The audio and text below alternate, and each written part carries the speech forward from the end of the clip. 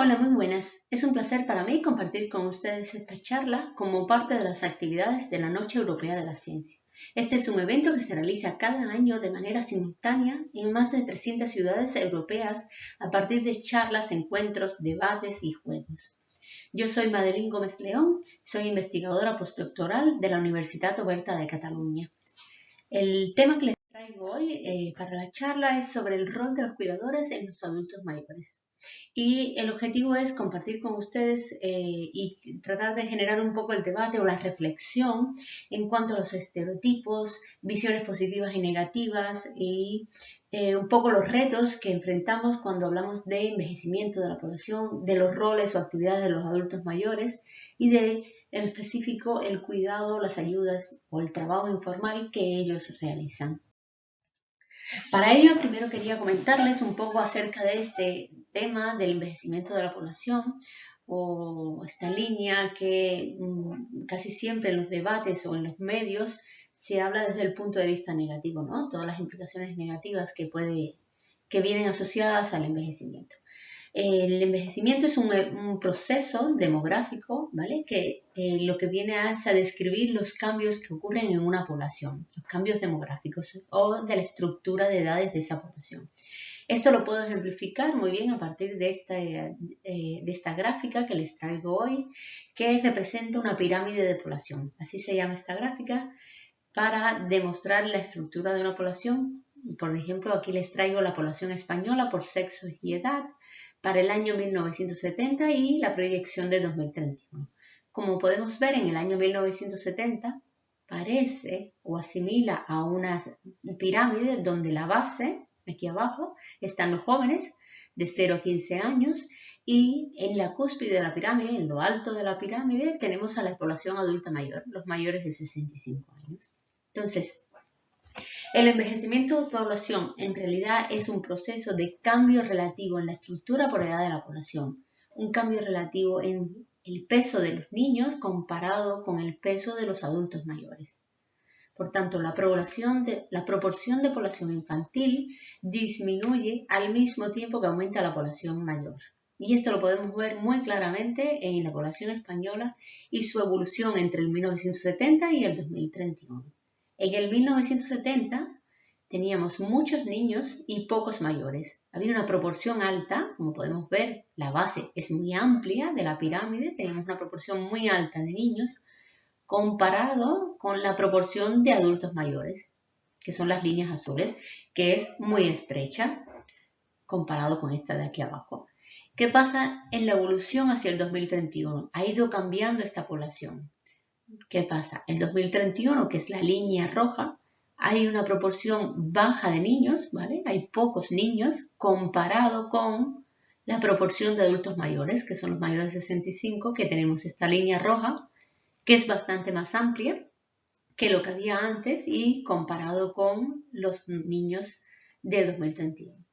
Por tanto, cuando hablemos de envejecimiento poblacional, no es solo que hay muchos adultos mayores, es que ha cambiado la estructura en general, que hay menos niños y que hay más mayores también. Entonces, las implicaciones o las consecuencias de este proceso de envejecimiento poblacional normalmente se habla o se incide más en la visión negativa o los aspectos negativos, como que aumentan los costes de salud, aumentan las pensiones. Hay una obsolescencia, una limitación tecnológica y digital por parte de los adultos mayores y, por ejemplo, sobre todo, enfocado en esta charla, que hay un aumento importante de la necesidad de cuidados hacia los adultos mayores. O sea, que ellos necesitan que los cuiden. Entonces, esta visión negativa, que yo le llamaría más negativa, en vez de negativa, retos sociales, que enfrenta la sociedad como enfrentábamos otros retos sociales hace 50 años, cuando había un aumento, un número mayor de niños, habían otros retos, pues ahora tenemos estos retos.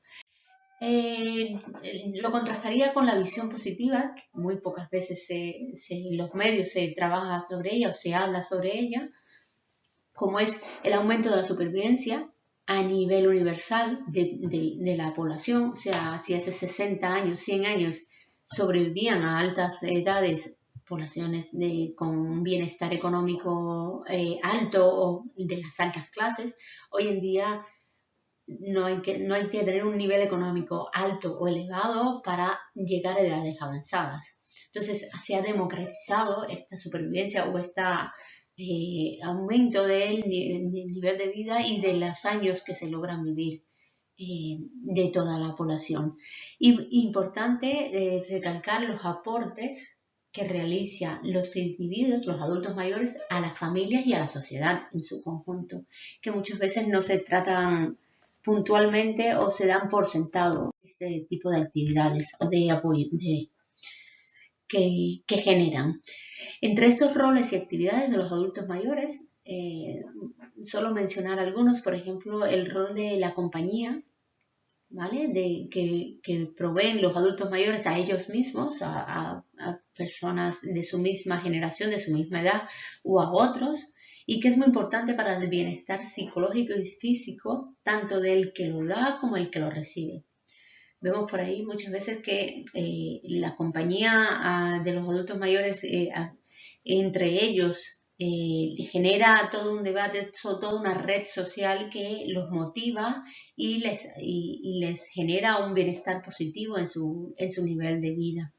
Por otro lado, hay unas actividades de los adultos mayores que hasta hace varias décadas era muy minoritario, que es las actividades de ocio de los adultos mayores.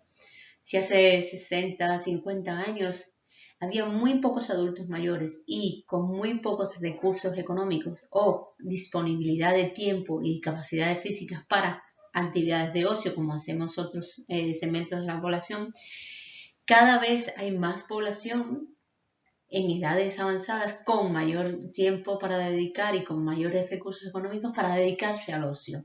Por tanto, a raíz de esta evolución ha habido un aumento del mercado del ocio de los adultos mayores que se ha ido desarrollando y representa un incremento importante dentro del nicho del mercado de ocio a nivel económico. Y por último quería mencionar el rol de los adultos mayores como abuelos o abuelas. No solo el aspecto familiar o sentimental de verlos de vez en cuando, de verlos en fechas selectivas o en vacaciones, sino ese rol de abuelo y abuela que cuida de o los mantiene el día a día en las actividades o las tareas del día a día. Y por ejemplo estoy específicamente pensando en cuando pasamos por una escuela primaria y a la hora de recoger o de llevar a los niños, podemos observar que una importante parte de los individuos que van a dejar o a recoger a los niños son adultos mayores. O sea, están cumpliendo una función que de no estar ellos ahí, de no poder hacerlo por cualquier otro motivo, los padres, que muchas veces, en su mayoría están trabajando, están en el mercado laboral, tendrían que dejar el mercado laboral, tendrían que dejar las funciones o las otras actividades que están haciendo para cumplir esta función de llevar, de traer y de estar con los niños durante el periodo de jornada laboral, por ejemplo. Por tanto, es un tiempo dedicado que no tienen que hacerlo los padres, que lo hacen los abuelos o las abuelas.